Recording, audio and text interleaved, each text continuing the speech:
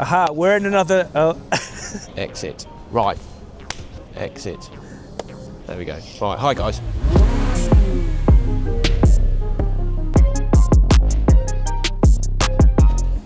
Hello everyone, it's MMB and JBL coming to you from the F1 JGP. Yes. Yeah?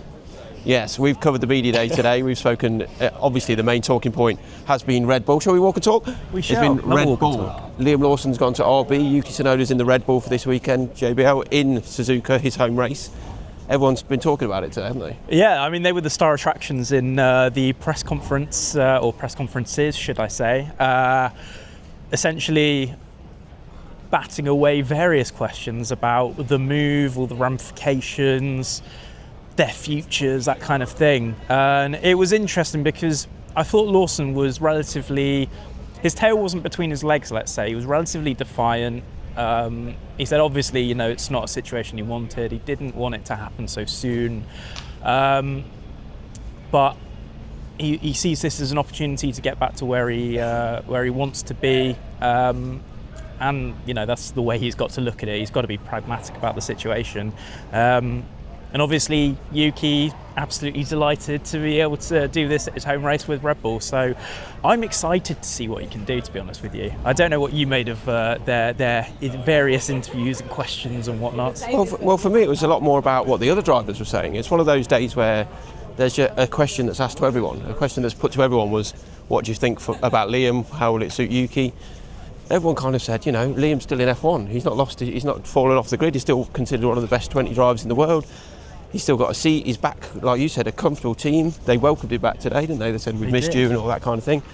I think he'll be really comfortable there. I really do. But the other drivers, we spoke to Alex Albon just recently. He said, look, this isn't the end of his career. I had to wait a year when I was dropped by Red Bull to get back into a car at Williams. And he's gone straight back to racing bulls. You know, Pierre Gasly said similar kind of thing. There are drivers that have got that experience that will be able to support him. And like Pierre said as well, he also gave Yuki Tsunoda a call and said, look, this is what to expect when you go up to the parent team, if you like. So it is an interesting one. Everyone's got an opinion, but what do you think this weekend, with your tech head on? Will Yuki really struggle with that Red Bull?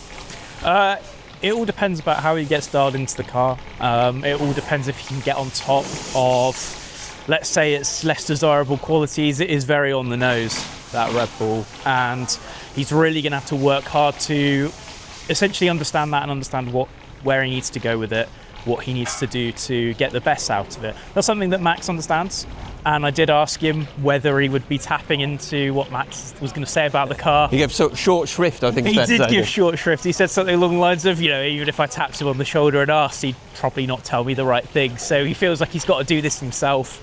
Very, very confident though, I thought over the last few days. He's been very, very bullish about this. He knows he has a big opportunity here. So again, it all depends about how he can hit the ground running in FP1 and basically not make too many mistakes, get the track time in, get the laps in, and let the weekend come to him a little bit. I think a lot of people in the know in this paddock that we're now walking through would tell you that they would not be surprised should Liam Lawson actually maybe have a better weekend than Yuki this weekend. It depends about that, because the Racing Bulls, and I did a feature on this, don't want to plug my own stuff so much. You should have an easier time of it because the car is going to be nicer to drive. It's just a lot more compliant. The drivers seem to know what to do with it. It's been really good for Isaac Hadjar coming into Formula One particularly as well, because he's got a car that's relatively malleable. And that's a good thing. And for someone trying to rebuild his confidence, yeah, absolutely. It's something that he's going to need. And, you know, it'd be nice to see the best of him once again. Right, JBL, that's Red Bull out of the way. Move on to McLaren, the best team at the moment. I was sat with Lando early on, who said, look, we're happy now being the hunted, not the hunter. We've got a target on our papaya backs. But this is a new feeling for us. Like if you're a Mercedes or a Red Bull, you've had it for years and years and years, it might become a bit tiresome. But this is new for us. We came from nowhere 18 months ago. But one thing he did point out was that the number of other drivers and other teams that are talking about McLaren now, he said talking crap, talking nonsense. You know, he suggested that they were just coming up with random things to say, almost to, so you feel like to knock McLaren, to try and say, look, we know we're on to you almost.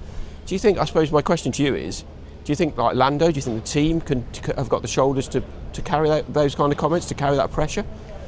I think so, and I think it's just sort of like a culmination of everything that the team learned last year. I think it came under a little bit of ridicule of making a few mistakes and the statement that they needed to kind of have to learn to win again. But it's not like you don't just suddenly start winning races flawlessly. You do have to make those mistakes. And I feel like the team's come into 2025 much stronger now, especially from a technical standpoint, from an operational standpoint. The sort of things like Montreal last year, the sort of team orders issues, it's going to be a little bit more decisive this year. And I think that will stand it in good stead. But you were at Oscar Piastri as well, who is Lando's opposite number. He's chasing that title as well. What was his sort of typically deadpan view of it? Well, that's it. He's the opposite number in so many ways, isn't he? And that was it. He really gave nothing away. He said, look, I'm happy with my start to the year. Obviously, he's going to say that, but he included Australia in that because he knew he was quick in Australia. It was the issues he had towards the end of the race, but he knows he's in a quick car. I think he, in a weird way, backs himself almost more than I see Lando backing himself, especially in public. I think Oscar Piastri would happily come out and say, this is the quickest car, I know how to handle this car, and we're going to take on the field and do what we have to do. I think that's admirable. I don't think he feels the need to say any more than that. He's already showing what he can do on the track. Both of them are really. That's almost their way of delivering, isn't it? You might have all these other drivers talking crap or nonsense. Those two, I think, are really keen to do their talking on the track, which is I suppose refreshingly different, but also annoying for us when we're trying to write stories or talk to you guys about what's been said today. On that, our tech guru, talk to us about Haas. You were with Ayu Komatsu earlier. I was, yeah. And when you listen to Ayu Komatsu talk, he's so in-depth about everything. And for me, that's great because it really gives an understanding of not just how the team is operating at the track, but how the team is working at at its base. And the main thing to come out of this is that Haas has responded to the first two races, has introduced, he wouldn't specify which, but has introduced a series of minor floor upgrades based on what the team found in Melbourne. And I asked him about this because this is so different to what happened in 2023 when it took ages to put an upgrade together and it didn't work. And I said, what was kind of behind that change? He said, well, it's just being decisive. It's all coming to the consensus together of this is what needs to be changed. This is what we should do. He's not 100% sure that it's going to work out, and he says the team will know pretty much by sector one whether it's delivered.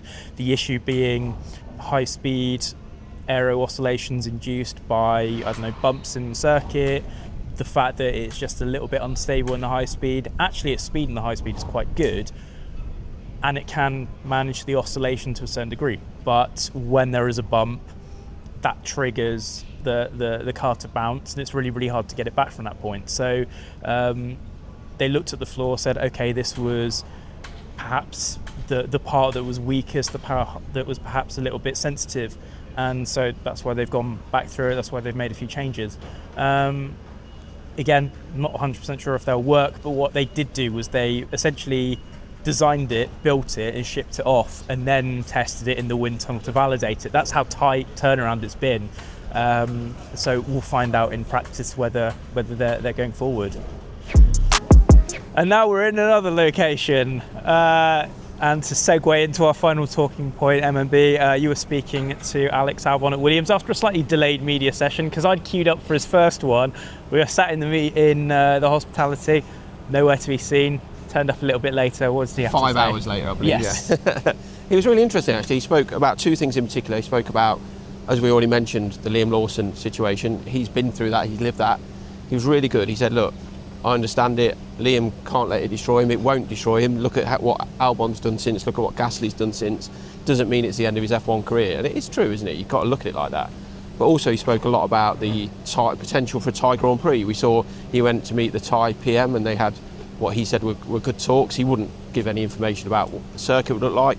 We believe he has some involvement in the planning stages. He also said they are very serious. When it was put to him, look, lots of governments could talk about how much money they've got and how much money they're willing to invest. He seems to be really serious. We know, obviously, F1 President and CEO Stefano Domenicali has also been to Thailand, and the previous PM was actually at in Italy last year in Imola for the Grand Prix. So it's a long-going project spanning two prime ministers, which is always a good sign, I think, if the commitment's there. He also told us he actually landed in Thailand just half an hour after the awful earthquake that we saw, which, talked about how the hotel was damaged and things like that, which small things, isn't it? But it was quite an interesting tale that he told, that, you know, what might have been. But it was really interesting just to hear him talk about what Thailand wants to do. The fact that it's growing over there. It's a sport that's growing over there. It's not as big. I said to him, look, we see you on Drive to Survive when you go to Singapore. That's your home race and the fans love you. He said, yeah, we don't have that yet in Thailand. I imagine he could probably walk down the street in Thailand and not get noticed. But he said, look, that's changing. The younger audience want to see it. The TV deal's not great, so they want to improve that. But essentially they want to deliver a Grand Prix, which so many people do. They just seem to be a lot further up the chain than a lot of other potential venues. But I think it's fair to say we're at one of our favourites, one of everyone's favourites. So join us tomorrow when we're going to look back over the free practice sessions and see how Yuki and Liam Lawson in particular get on.